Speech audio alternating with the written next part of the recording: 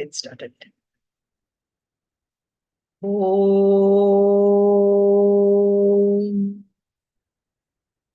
Om.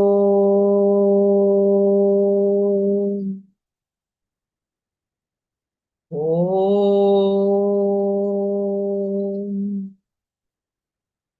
Om Sahana Vavatu Sahanau Bhunaktu Sahaviryam Karavavahai Tejasvinavadhitamastu ma vidvishavahai.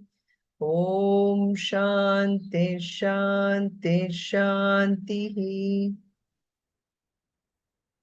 Om Parthaya Pratibodhitam Bhagavatam Narayanena Swayam Vyasena Gratitam Purana Muninam Madhye Mahabharatam Advaitam Vritavarshinim Bhagavatim Ashtadashadhyayinim Ambatvam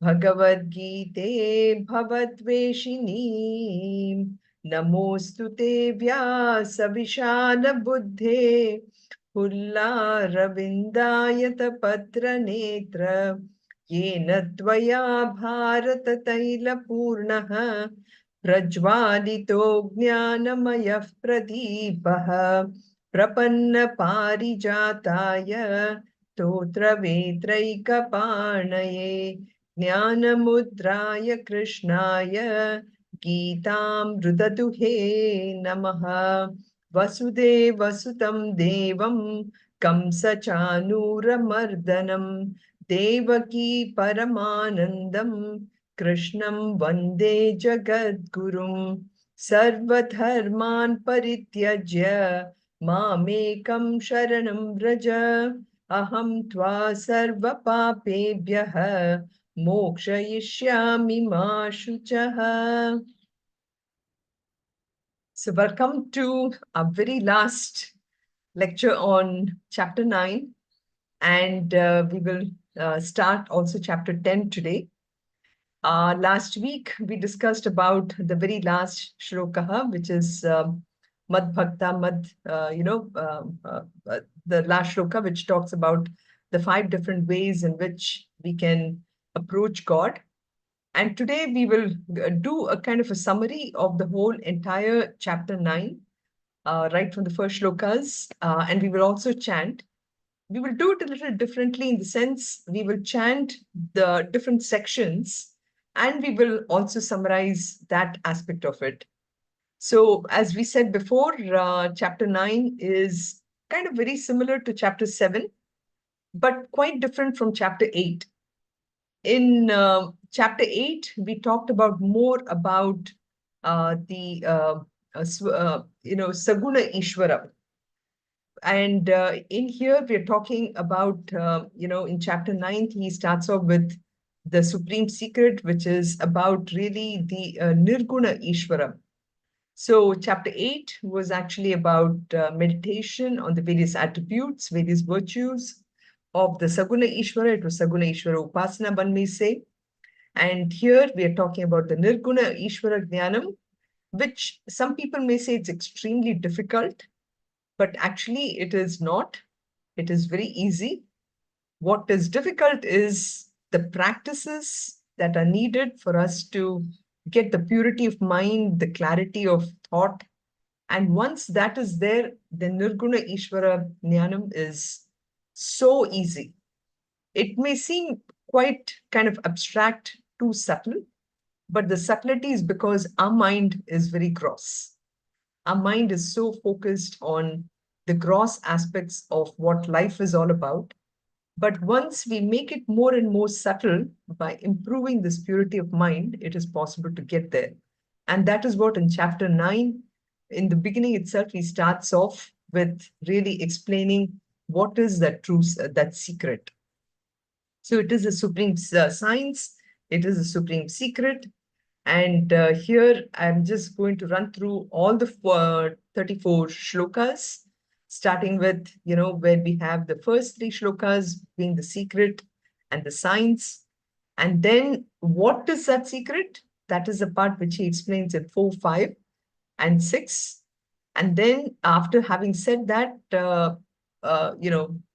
what is this secret of the Nirguna Ishvara? He actually comes and talks, the question may come in our mind then, is really God the creator? Is the God destroyer? Is he the one who is really responsible for everything that is going on in the world, including yesterday's declaration of the results of the elections in India? Is he really responsible for that? He says, so Krishna comes back and he says, no, I'm not responsible for the election. That is all because of you. You are the one who, if you are surprised by the exit polls and if you are worrying about, okay, what happened, that's all collective aspect of all of you. And that is where he comes about, discusses that specifically in the shloka that even last week Meena had asked, which is the shloka number 8. So it is, yeah, then he goes about, then he says, how is that Brahman which is indifferent or different? And then in chapter 10, he brings about the relationship between that aspect of Brahman and this Prakriti, which is what we are all part of. And then the question might come about, whether is he partial, can anybody recognize him? And he reminds everyone, yes, he's largely unrecognized. And that is because not because he's incognito, but it is because, again, as I said earlier, our mind is not subtle enough. Only when my mind is subtle enough can I recognize him or her or it, however we might want to qualify this God. And then he goes on, this 12 and 13, they kind of go together, where he explains about those kind of, he in fact calls mudaha, the people who are not able to recognize him. And then, of course, he follows up with who are the people who can actually recognize him. Then he talks about the different bhaktas, the prema bhakta, the jnana bhakta, then the sacrifice, etc. And then from there on, actually in here, there is more of the discussion of the three kind of bhaktas from a point of view of karma, bhakti, upasana, and bhakti. But here he talks about the bhavana, the attitude in which that bhakta approaches.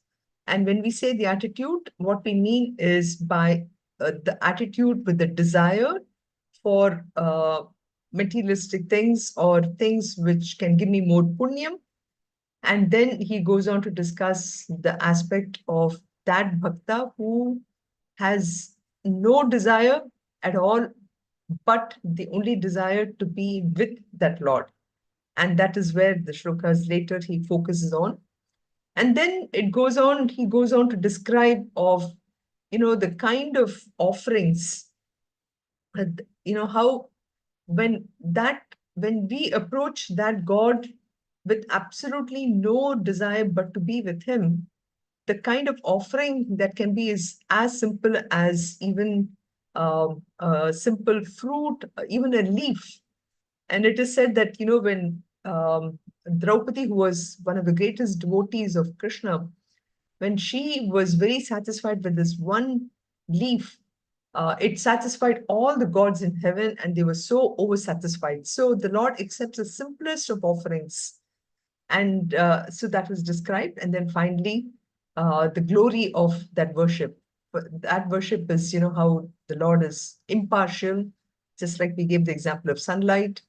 And then that devotee is never ever away from him, never ever destroyed. And then finally, what are the 5 qualities? So we discussed all this. So let's start to look at that a little more in detail and then chant it. So these are the first almost 11 shlokas. So we'll chant from here. Om Shri Paramatmane Namaha Ath Navamodhyayah Shri Bhagavan Uvacha Idam Tute Guhyatamam Pravakshyamyanusuyave Jnanam Vijnana Sahitam Yajnatva Mokshase Shubhat Raja Vidya Raja Guhyam pavitramidamuttamam pratyakshavakamam dharmyam susukam kartumavyayam ashraddadhana purushaha dharmasyasya parantapa aprapya mam nivartante mrityu samsara vartmani maya tatamidam sarvam jagatavyaktamurtina मत्स्थानि सर्वभूतानि न चाहं तेष्वस्थितः न च मत्स्थानि भूतानि पश्य मे योगमैश्वरम् भूतभृन्न च भूतस्थः ममात्मा भूतभावनः यथाकाशस्थितो नित्यं वायुः सर्वत्र गोमहान् तथा सर्वाणि भूतानि मत्स्थानीत्युपधारय सर्वभूतानि कौन्तेय प्रकृतिं यान्ति मामिकां कल्पक्षये पुनस्तानि कल्पादौ विसृजाम्यहम् प्रकृतिं स्वामवष्टभ्य विसृजामि पुनः पुनः भूतग्राममिमं कृत्स्नम् अवशं प्रकृतेर्वशात् न च मां तानि कर्माणि निबध्नन्ति Dhananjay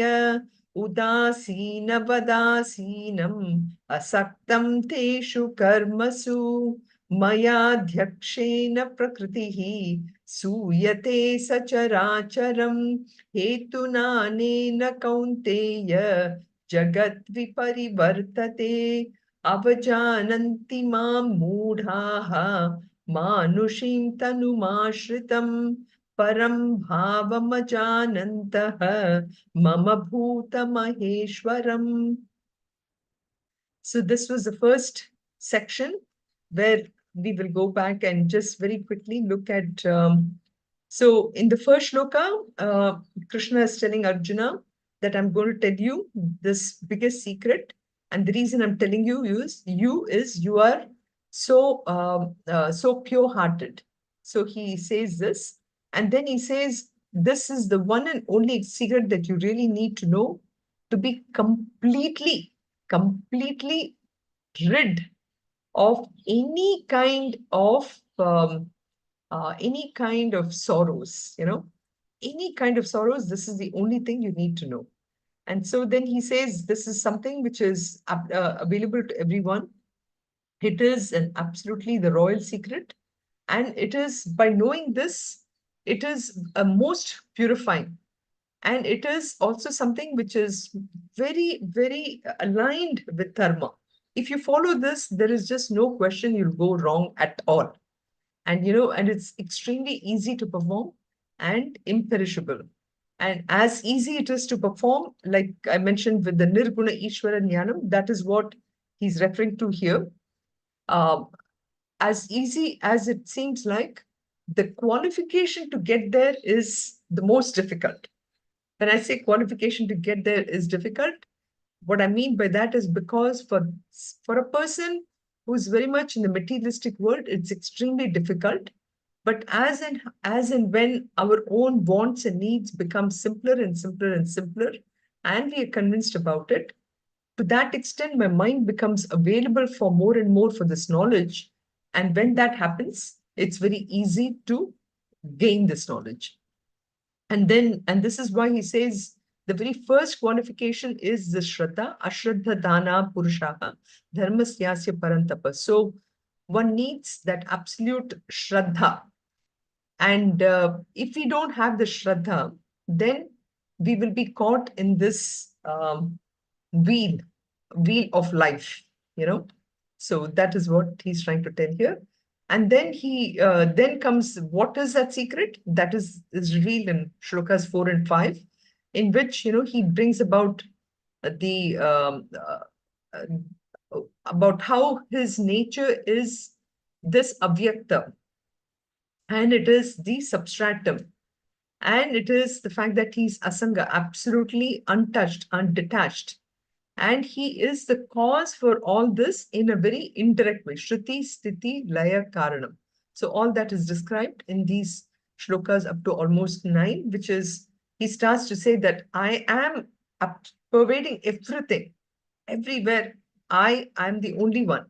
So God in his unmanifest form is everywhere, and everything exists in me, but I do not dwell in them. So it's just like, I mean, again, as a chemist, I can relate to it, is just like how, we say that an atom is almost 99% space, right? So in this, you have all these electrons and protons which are swimming around, right? And if you think about the space, it's in space that everything is there. So all these galaxies, everything exists only in this. So just like that, he says, I do not, they all exist in me. And that is what he's again coming to explain in shloka number 6. But here again, he says, nor do beings exist in me in reality. So this is one of the very powerful shlokas, just like how I remember the shloka number 16, I think in chapter 2, all this trying to show that nor do beings exist in me in reality. Again, what does that mean?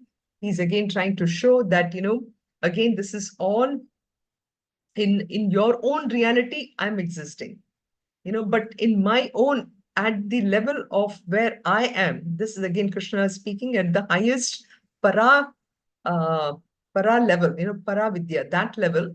He says that, at that level, nothing really exists. So again, connecting it to chapter 7, where he talks about para prakriti and apara prakriti.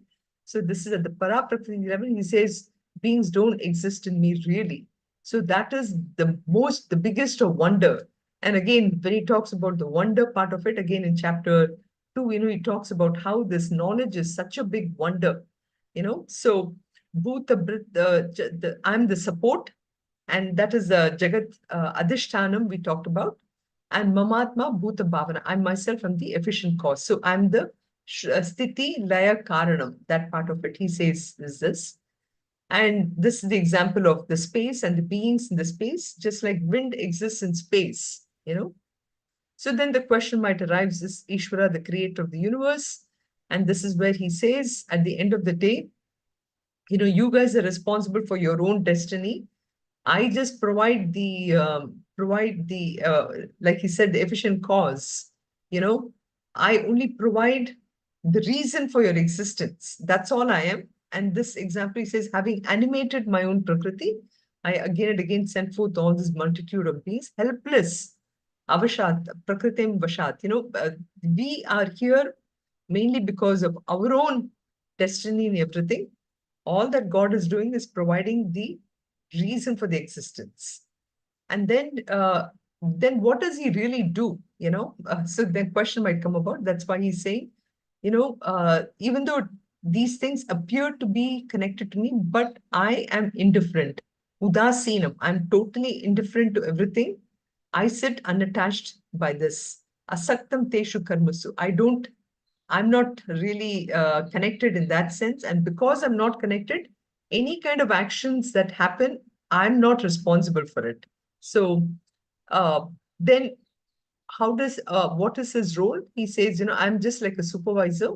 Maya adhyakshena prakriti suyate sacharacharam hetunanena kaunteya jagat viparivartate.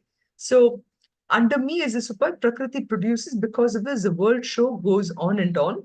So again, uh, to understand some of these shlokas, the subtlety of mind is very much necessary. To develop the subtlety of mind, one needs to be, at least for some moment of time or in a day, be detached from everything that is going on. And that can start off with just simply sitting down, completely not thinking of any things which is disturbing me or actions and everything. And from there on, getting into a state of meditation.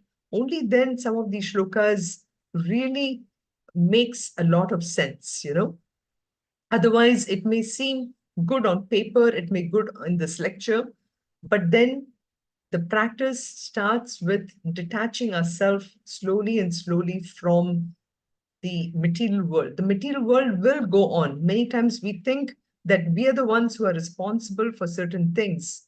We need to slowly and slowly start to think that I'm not the one who's responsible for things that's happening. When I start to slowly and slowly get that thought into my head, to that extent, my mind becomes calmer and calmer.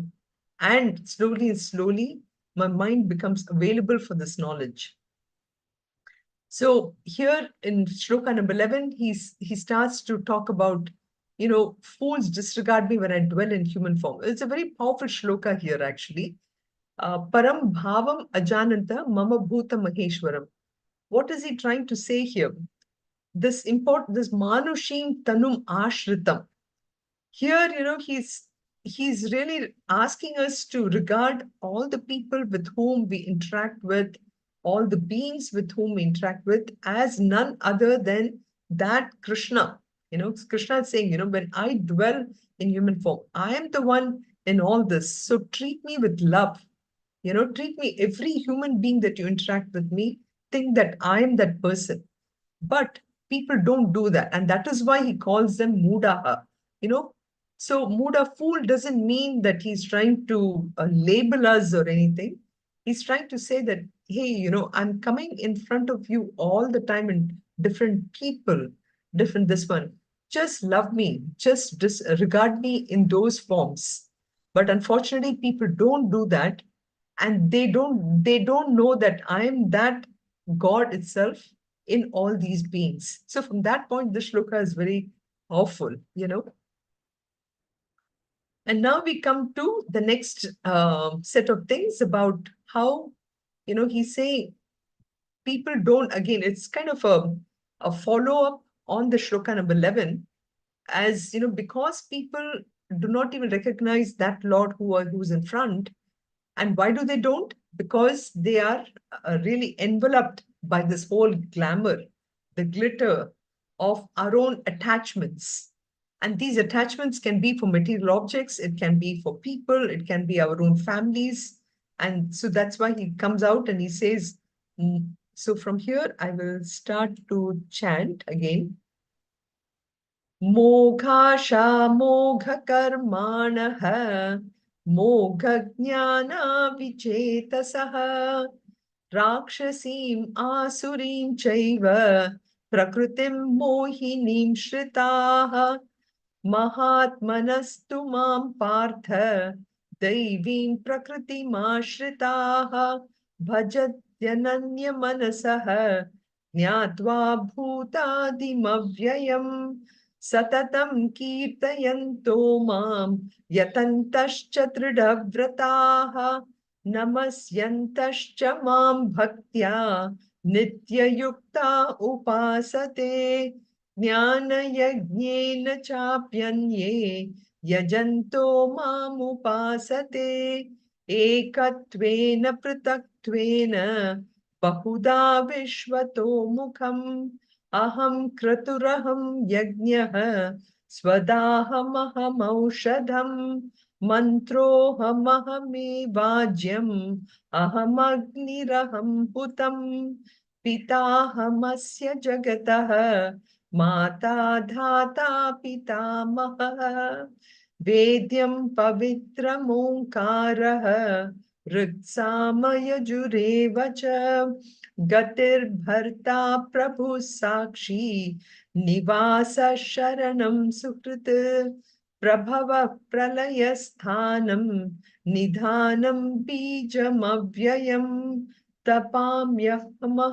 तपाम्यमहं वर्षं निगृह्णाम्युत्सृजामि च अमृतं चैव मृत्युश्च सदसच्चाहमर्जुन. So up till here, we'll just quickly summarize it again. So we saw that how Krishna is saying that the reason why people are unable to recognize him is because it starts with as simple as a desire in the mind. So these desires, when indulged in more and more and more, creates all these mogha, brings about these this moghasha, these useless desires. They lead to all these useless actions, moga karmanaha. And then they all are nothing but of vain knowledge and senseless, like he says, um, senseless. And they are Rakshasim, and they are of the nature of Rakshasas and Asuras, and they verily are possessed of delusion. So, in some sense, he's trying to say how, we are living in this kind of a very illusory world. In this, we are the ones who have created this kind of a world around us, this kind of a cocoon around us. And this world we have created with our own kind of desires. And with those desires, we are constantly acting upon it with attachment. And because of that, our ego, which is becoming our ego, which is, of course, born through our body, mind, intellect, has become stronger and stronger. And we continue to live in this world. We have to break open this bubble, you know. So that is why he says that, on the other hand, those people who are Mahatmas, very noble souls, they they know that ultimately that this world is a delusion, and the only way I can burst this bubble is I start to look for that God who is everywhere. Like we saw Yathakasho Nivas Tastaha, right? So that God is everywhere. And that God is really the source for my supreme happiness. And my ultimate happiness lies only in Him. But I'm so constantly looking for happiness in these small, small things that I've forgotten about that. But these Mahatmas, they are able to look at it. They know me as the really the permanent aspect of it. And they know that that permanent happiness will never, ever die. And so they are the ones. So he's making that comparison between 12 and 13 here. And then he says, such people, they always spend the time always thinking only about me, glorifying me, and constantly engage. Whatever they do, they are always doing it with an act of worshiping me. So here he talks about the three, the different kinds in which that bhakti is exhibited. And then he says, jnana yajnena chapyanye, they are constantly, they look at this me as that in everybody. So that's where this Vishwato Mukam comes in. They know that I'm everywhere. And then he starts to describe about his own nature, which is everywhere. So he says, I'm in that Vedic ritual. I'm that oblation. I'm that verb. Again, this connection to Brahmarpanam in chapter 4. Brahmarpanam Brahma Havihi Brahmagno. So he gives that. And then he says, I am that support, again, that Jagat Adhishtanam part of it, which we saw earlier, which again you see it here. Pita, I am that father, I am that mother, I'm that grandmother, I am, so again, that Pavitram, again, I'm in all the knowledge. And then he says, I am that ultimate goal, Gati, Bhatta, Prabhu, Sakshi, Nivasa, I am that Nivasaha, I am that ultimate abode, you know, and I am Prabhavaha, I am Pralayaha, so everywhere, and I am that ultimate seed also, and I am Avyayam. So these things are how he describes himself. And then he says, I'm the one who provides the heat, I'm the one who provides the rain, and I'm the one who decides when I have to hold off the rain, who provide the heat. All this, I'm the one. So again, you see how that the description of who he is explained up to chapter 19. So, and then in the next set of shlokas, you see about, who are those people uh, who, uh, who worship him, either in the form of the devatas, or in the form of him itself, and that we will chant now.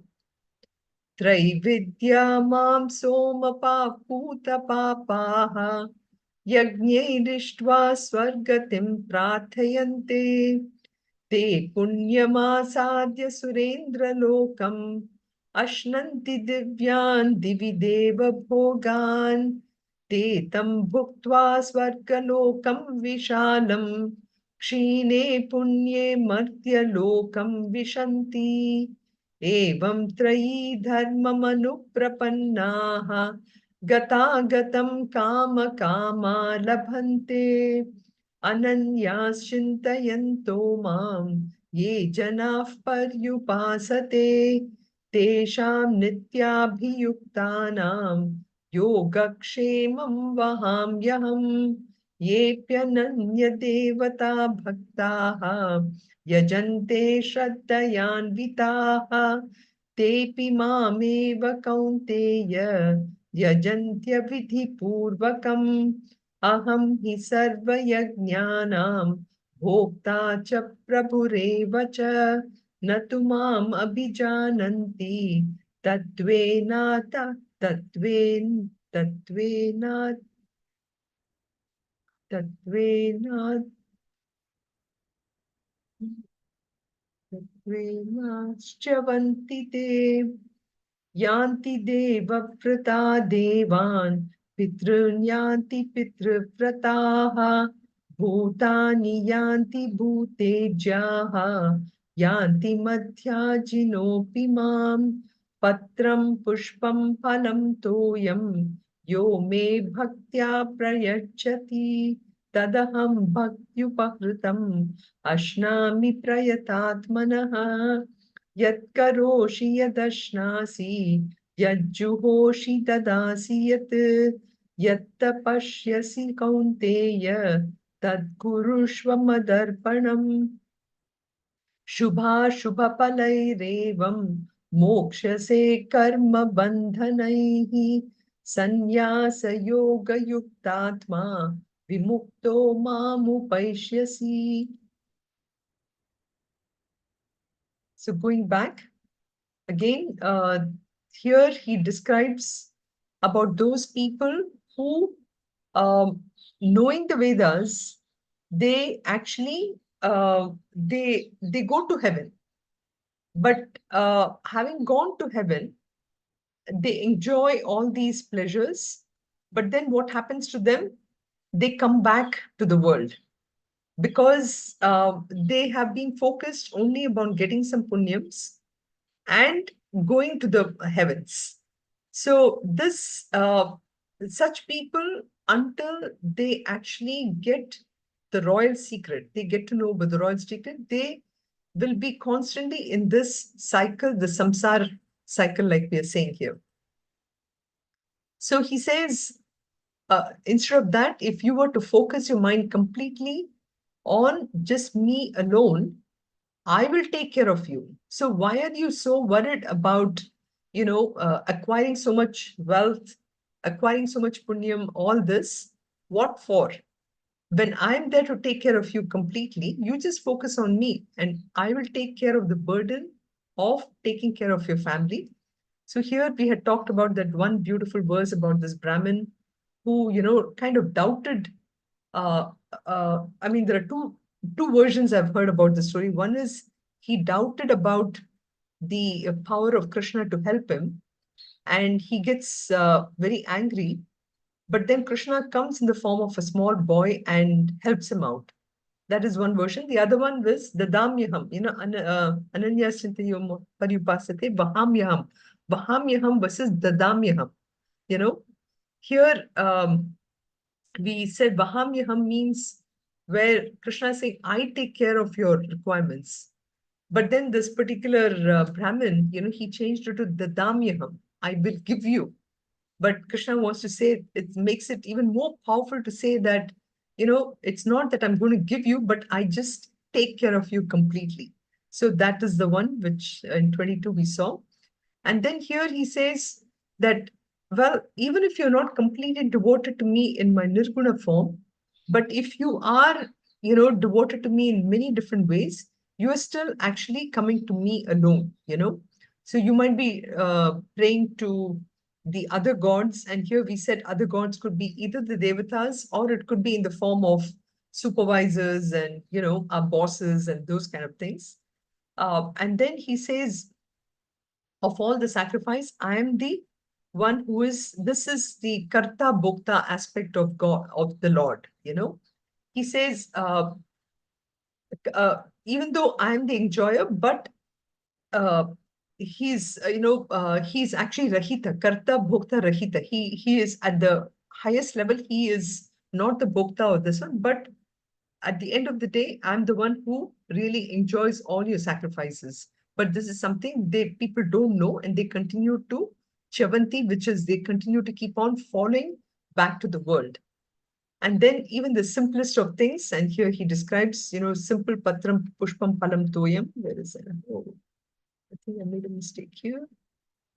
Ah, no, that's coming up. So, but those people who worship the other gods, they also come to me alone. That's the part. And then here he says, ultimately, I'm the one, you can give something very simple. And even if you don't do that, you can even just do it in your mind. Even that is more than enough. So, and that is why he says, either you can offer something simple if you want, or whatever you do, just offer that to me. Yat karoshi yadashnasi yad juhosi dadasi yatil. I will still take it. And then here he says, Shubha Shubha Palai Revam, I will free you.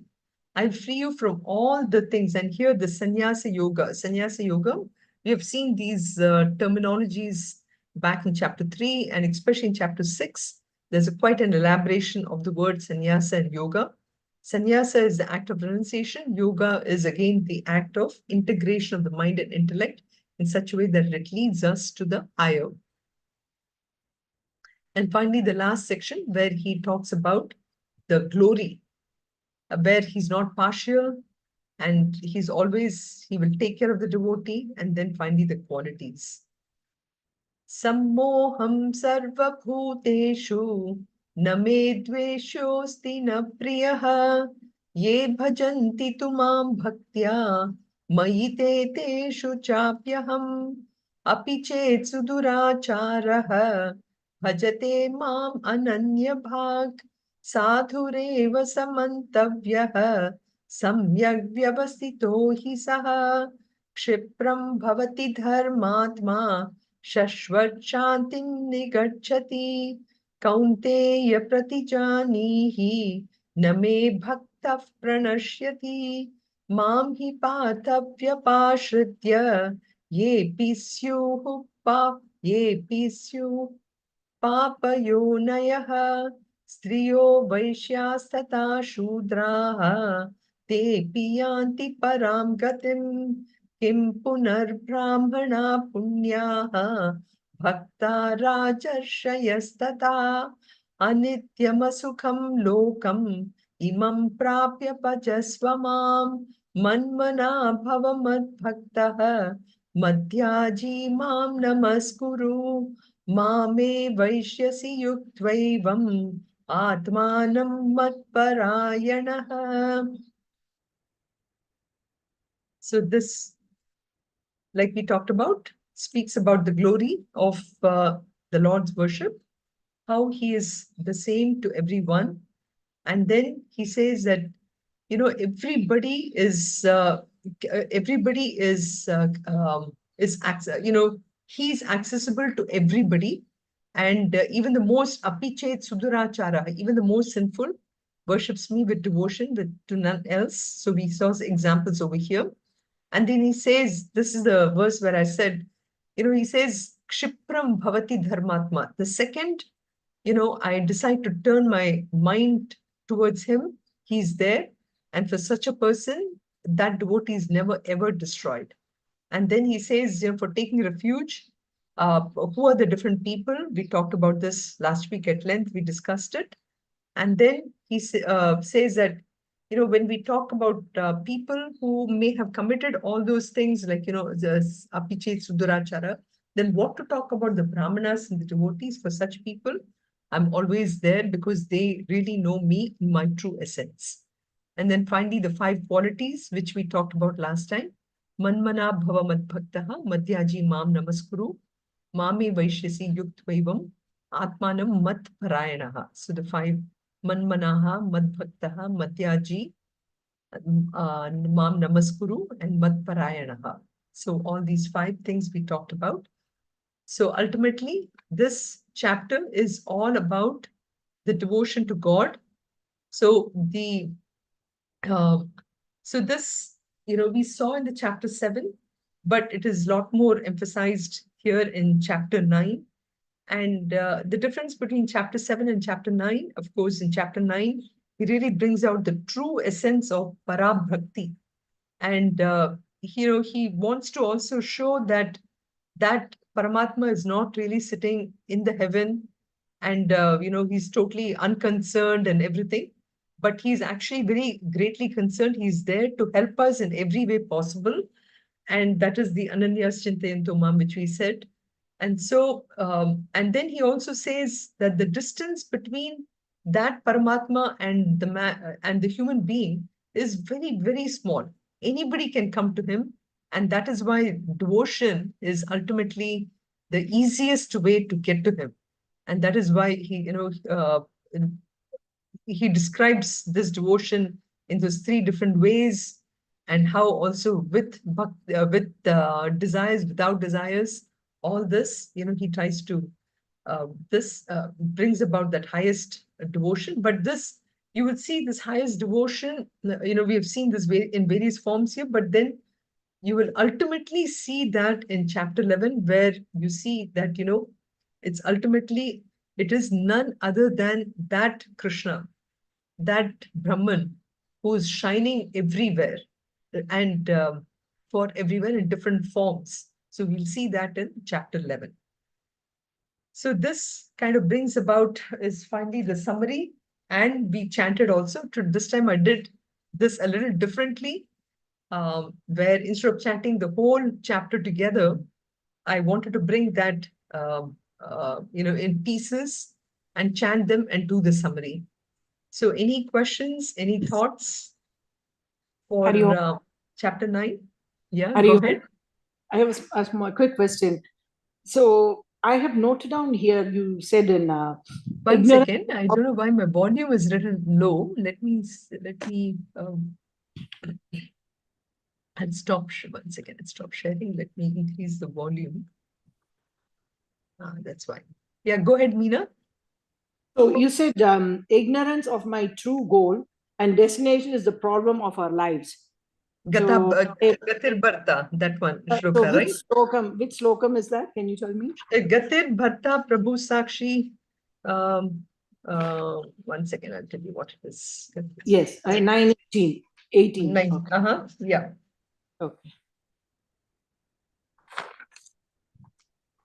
18. Yes, 918, yeah.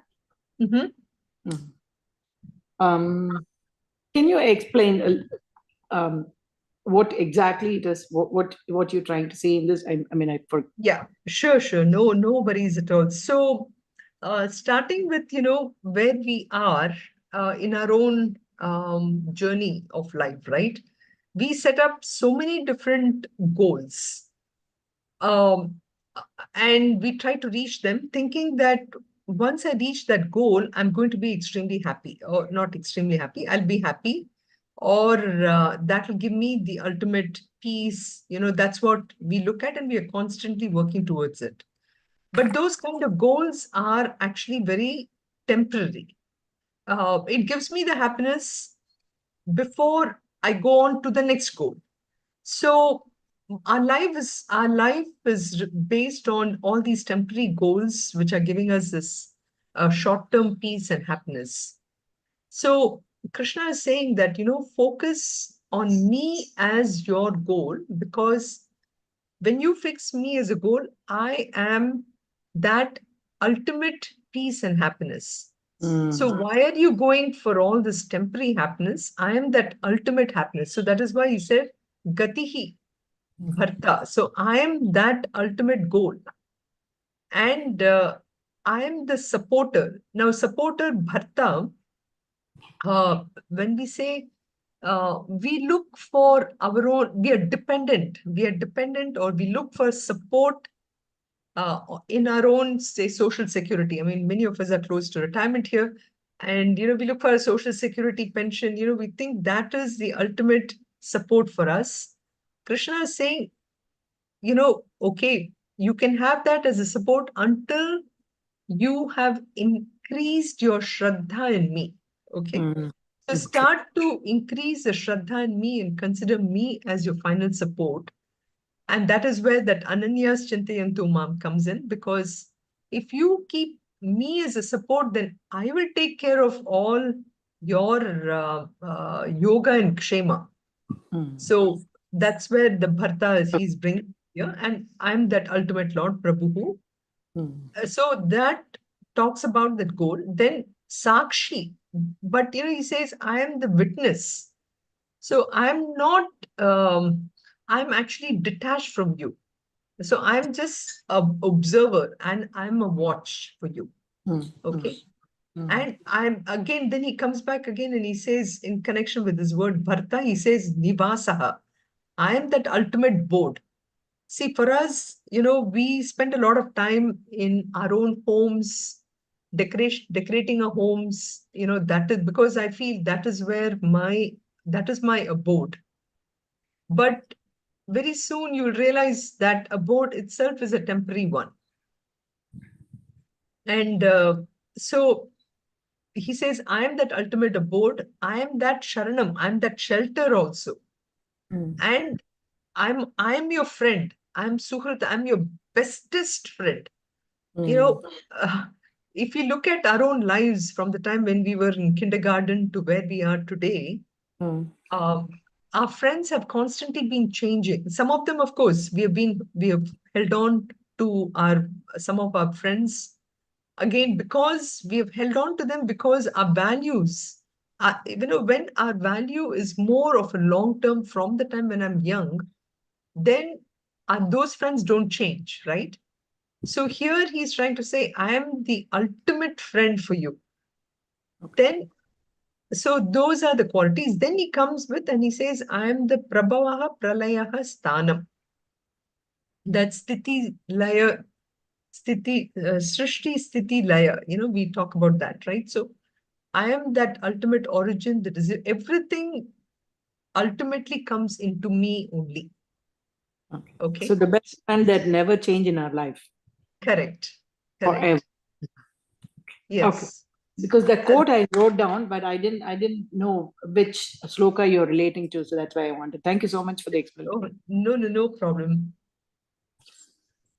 And then the way that you divided and then explained, I mean, all the slokas, if we start chanting, immediately we can recollect what's the meaning of that, what you said. So it's very, very very good. Thank you so much. Anytime. I just thought, because this chapter is one of the most powerful chapters.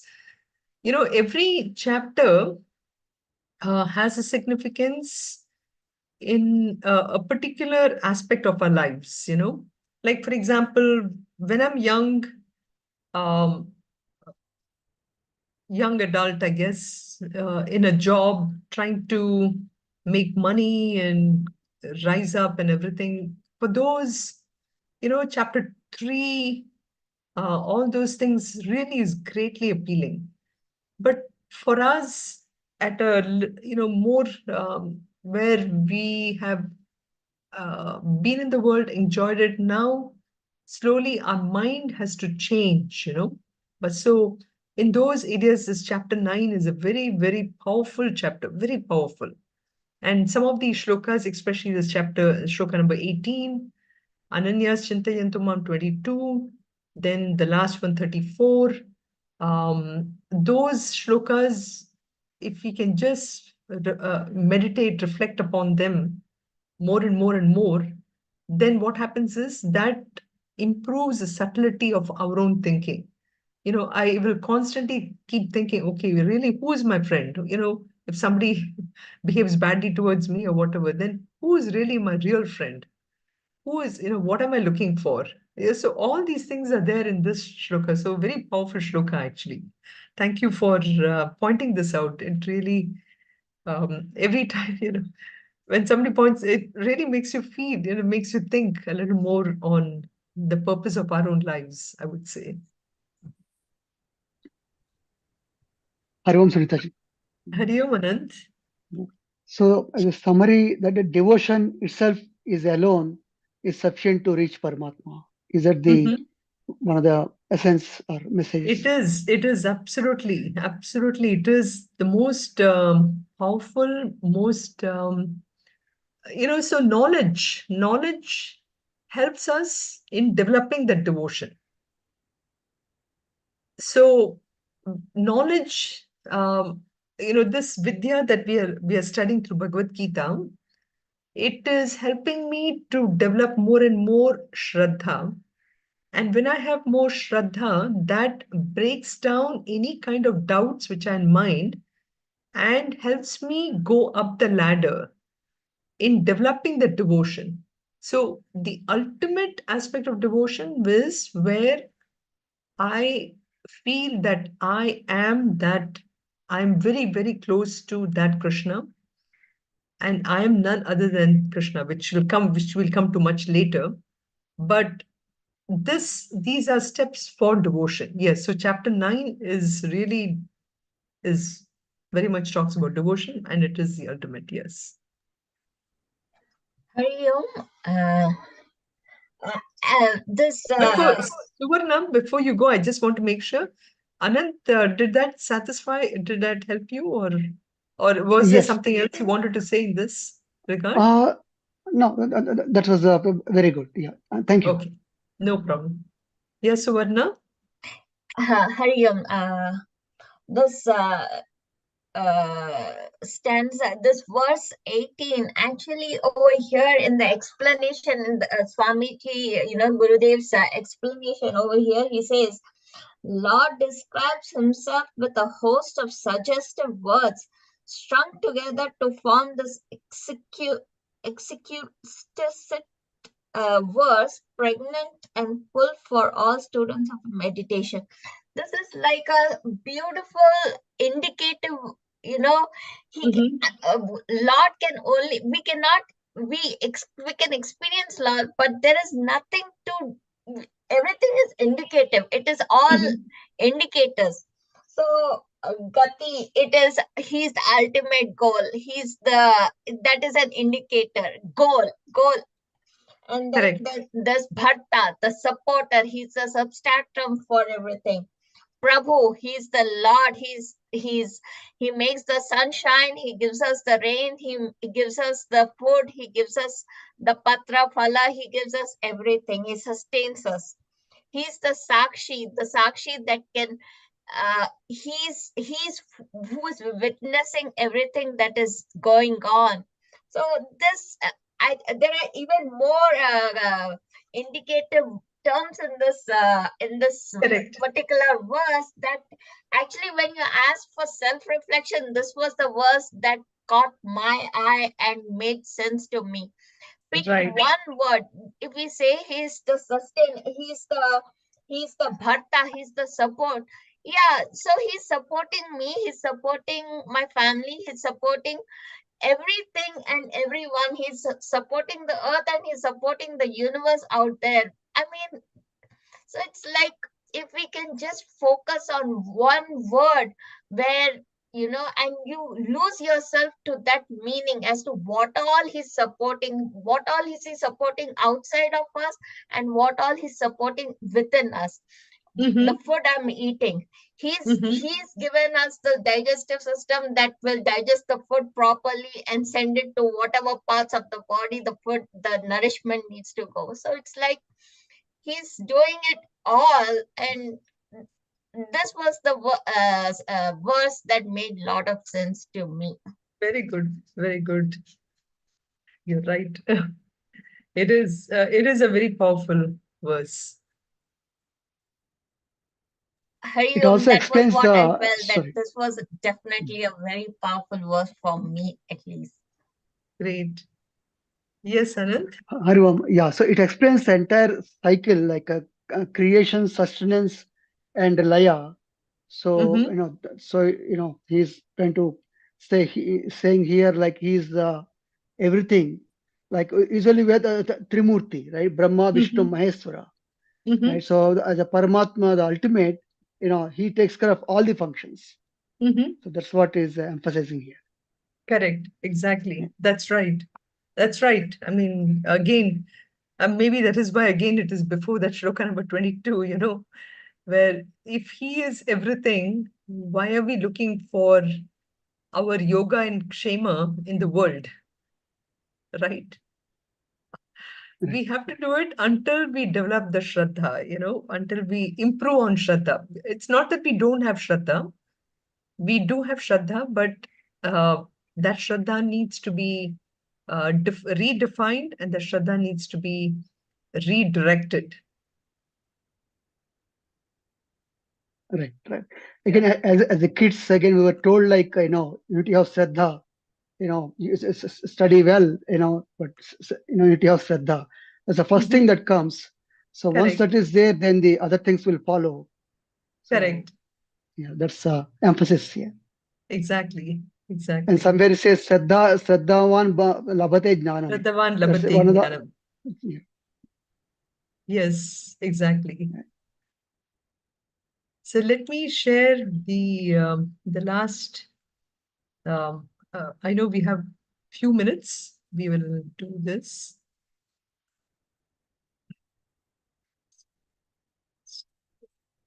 This works. Let's see.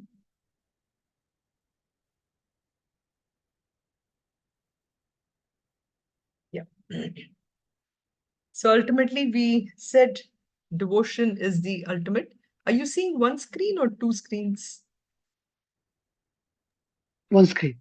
One screen. Okay, good. So let's chant the last shloka here. Om Tatsaditi Srimad Bhagavad Gita Su Upanishadsu Brahma Vidyayam Yoga Shastre Shri Krishna Arjuna Samvade Raja Vidya Raja Guhyam Raja Vidya Raja Guhyam Yogo Nama Navamodhyaya. One second, I just want to make sure if there's a mistake here.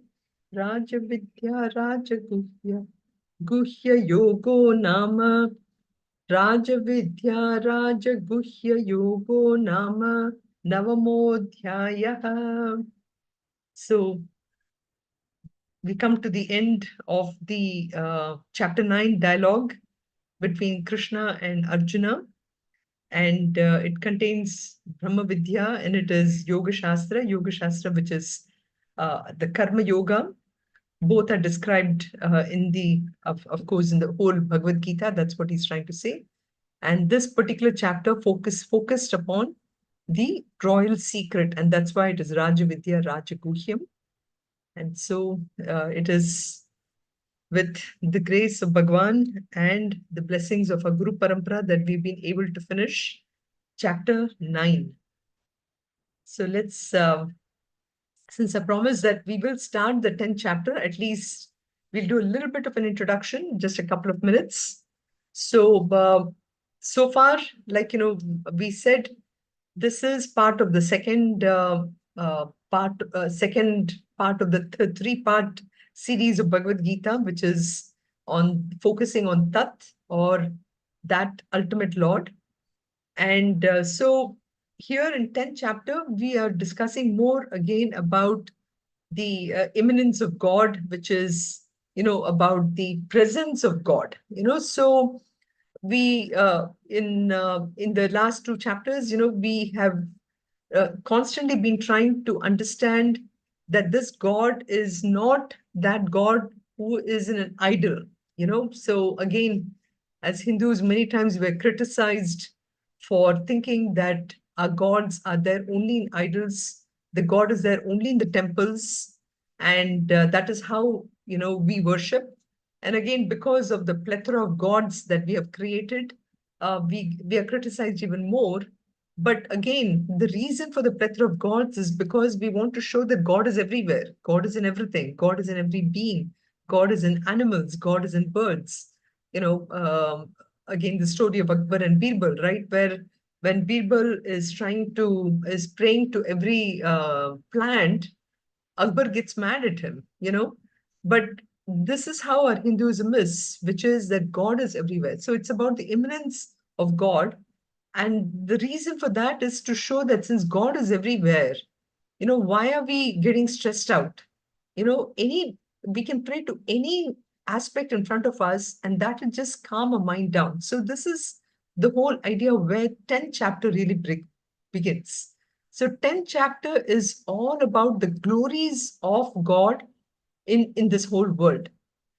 And this, so when, and the chapter is so beautiful because it really takes us to uh, uh, appreciating God in so many different ways. It really it makes us get ourselves attracted to the grandeur of things, to the beauty which we want to look at. It can be as simple as the radiance of the full moon, or it could be the beauty of the ocean. So just trying to get a mind away from this things like today, when again I keep bringing this again and again on how, when we see how the younger generations are focusing their mind on, how do we bring their mind away from focusing only on money or their own selves, social media, those kind of things, into more bigger and bigger things. And that's what the 10th chapter is going to bring about. The 10th chapter is really going to bring about this magnitude of beauty which exists around us. And when we see this great magnitude, it really brings about humility within us. There is a humbleness which brings us, and that humility is so, again, very important for us in such a way that we are able to offer that gratitude. It's like, for example, when we see a huge elephant, right? Uh, and we see, I mean, it's as the elephant walks in front of us, it looks so majestic. And it in front of the elephant, we look so small, right? So it's like that. This 10th chapter, by understanding the magnitude and beauty of it, we really understand our own smallness.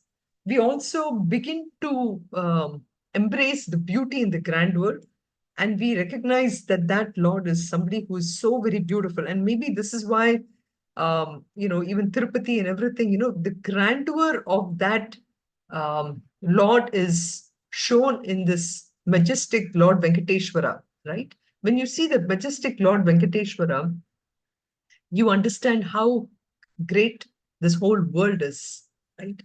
So that is what we'll be discussing more and more in the 10th chapter. So every verse, again, by seeing the poetry in which Sage Vyasa has brought about this beauty, will help us to calm ourselves down, focus our mind on something which is even more beautiful. So we will start to look at 10th chapter from next week. Sarve bhavantu sukhinah, sarve santu niramayaha, sarve bhadrani pashyantu, ma kaschid dukkha bhag bhaved. Om shanti shanti shanti. Om Purnamadav Purnamidam Purnat Purnamudachyate Purnasya Purnamadaya Purnameva Vashishyate. Om Shanti Shanti Shanti. Harihi Om Shri Gurubhyo Namaha. Harihi Om.